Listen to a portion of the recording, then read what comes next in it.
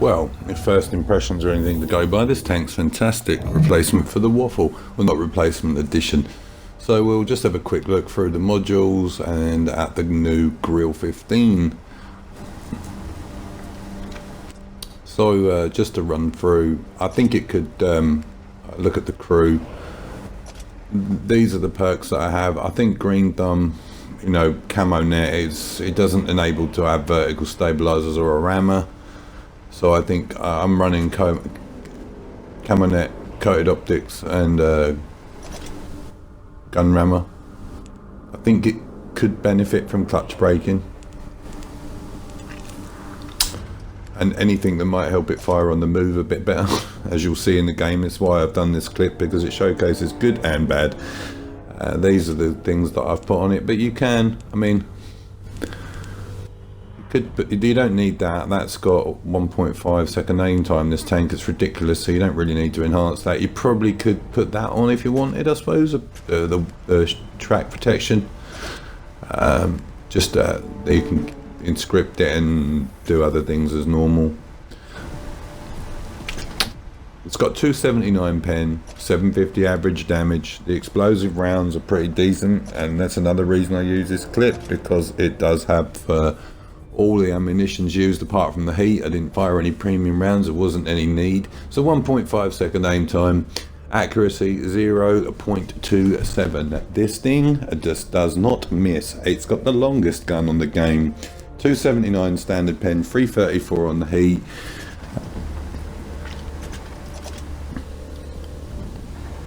So let's look at the armour. There isn't any, so we'll quickly move on. It's a Rizzler paper, or a cigarette paper, basically.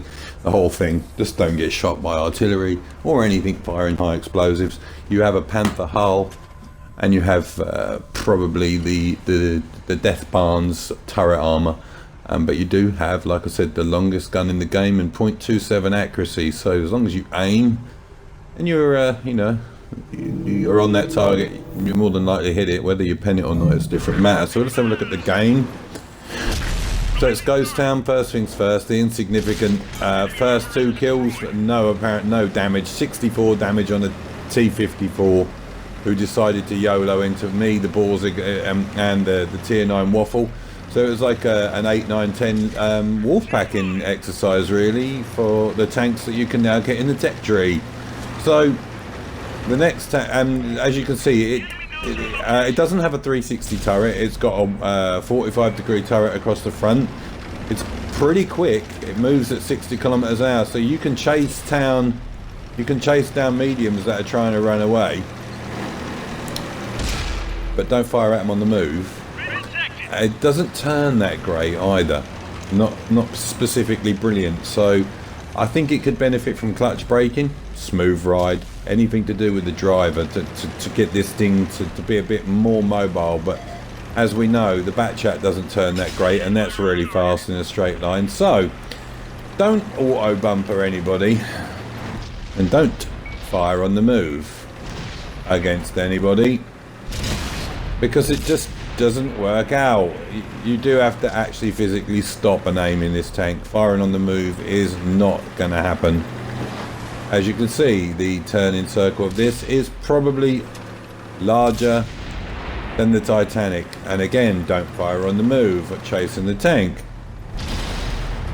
You know, I was willing to take a chance. It might happen the second time, 50-50. But like I said, it was pretty potato. That's why I did this clip. It does showcase everything.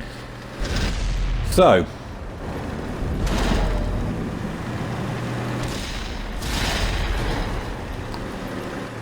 why the E4 was out where it was is beyond a mystery to me.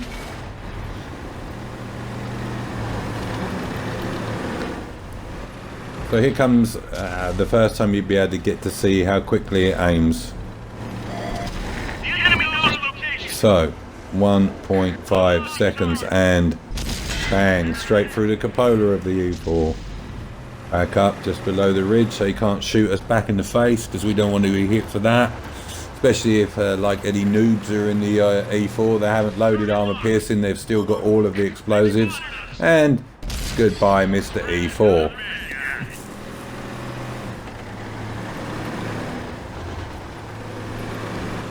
Next shot that we get to take is really pretty well not going to shoot me back at all, and that's the IS-4's rear end. First of all, we give him an amber engine, so he's not going anywhere too fast, and then the next shot that we give him is a red engine. I mean, this guy's blissfully unaware that there's a tank destroyer that hits for 750 average damage up his backside, but they are. So I thought I might get to finish him off. As you can see, it was a short numbers game due to the fact that somebody fancied playing artillery at this time of day. So we know it's the Grille 15, and I'm not going to go out there and risk any trades of health, thank you, I'm not chasing you. And so I decided I would reload an explosive round just to see what it would do. And I was going to use the tier 9 waffle as bait. Unfortunately, you know, sometimes the greens, this is where you become a selfish player. When there's one left and everybody can't take that hit, you know how it rolls. So he decides to go for the tier 9 waffle. So here's an explosive roll, which is lovely because it's on the weakly armoured part.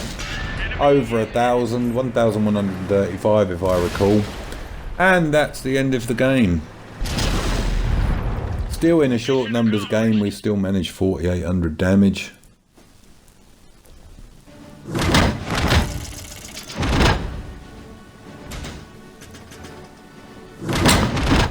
Three kills, 7 pens. It's a second class mastery. It's not an M. That's going to be a while away yet. And the enemy Grille 15 had a great game. Well, anyway, thanks for watching. Hope you like it, and see you on my next clip. Bye.